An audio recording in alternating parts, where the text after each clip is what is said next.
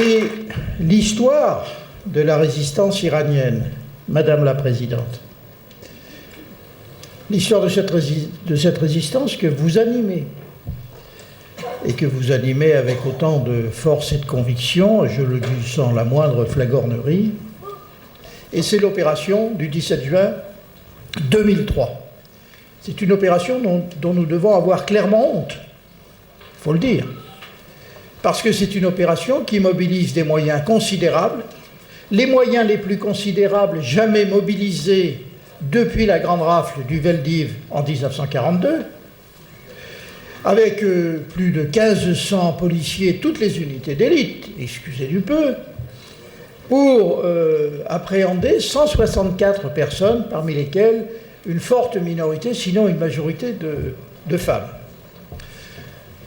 Et aussitôt s'engage un combat judiciaire qui vient de se terminer il y a 3 jours. Alors, c'est sur ce point que je voudrais être un tout petit peu explicite. Alors, cette procédure accusatoire va être confiée dans un premier temps à un magistrat qui s'appelle Jean-Louis Bruguière, que je connais d'ailleurs personnellement, et qui met un zèle tout particulier à essayer de trouver les éléments qui permettraient de confondre la résistance iranienne. Alors, on ne mégote pas.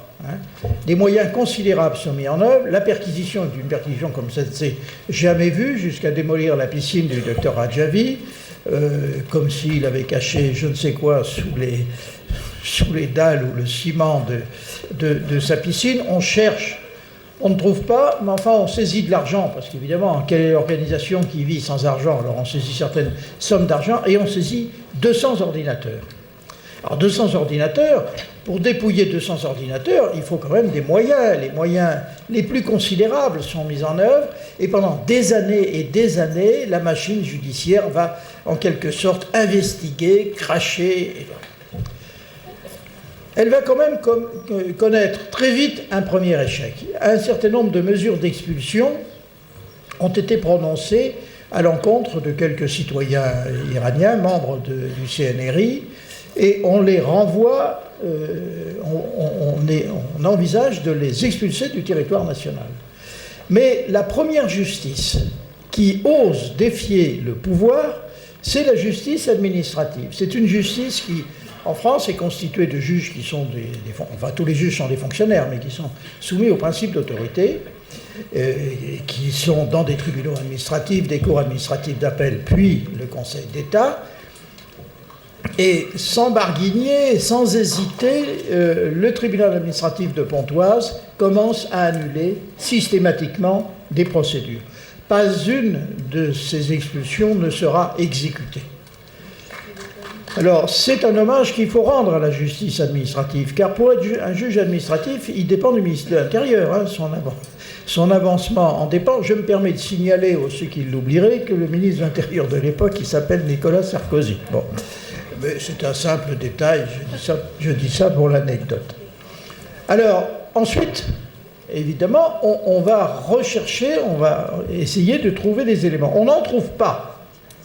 Et comme on n'en trouve pas, on va changer d'incrimination. C'est-à-dire qu'on part d'une incrimination de terrorisme, monsieur le procureur général, il doit connaître ça, hein, mais je ne sais pas s'il a l'habitude, je ne crois pas, de changer d'incrimination.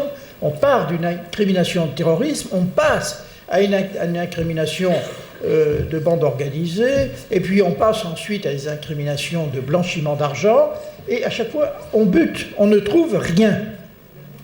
Mais par le jeu des appels, et par le fait que c'est la justice qui instrumente, c'est-à-dire c'est le juge d'instruction qui instrumente, on n'est pas dans la configuration anglo-saxonne où ce sont des avocats qui s'opposent devant un juge. En revanche, l'avantage de la procédure française, c'est qu'elle est extrêmement fine et minutieuse. Et par conséquent, l'avantage considérable qu'a représenté cette instruction qui a duré très longtemps, jusqu'à ce que M. Bruguière soit appelé à faire à faire valoir ses droits à la retraite, bien mérités, et que le juge Marc Trévidic lui succède. Je ne connais pas personnellement, mais en tout cas, c'est un homme très rigoureux, et il aboutit à cette conclusion que le dossier est vide. Cela ne va pas empêcher la multiplication des recours, le plus croquignolesque, le plus amusant, si j'ose dire, étant le recours formulé par un monsieur qui est mort il y a 9 ans. Et l'avocat de ce monsieur, il y a 2 avocats, bon, je donne leur nom parce qu'il faut leur faire un petit peu de publicité à ces gens. Il y a maître Gélinas et maître Inchospé. Finalement, l'ensemble de la procédure est expurgé jusqu'à la moindre virgule, jusqu'au dernier paragraphe, et que par conséquent, aujourd'hui, on peut affirmer, alors sans aucune crainte d'être démenti, que le dossier était vide de chez vide. Il n'y avait rien. C'est-à-dire la reconnaissance de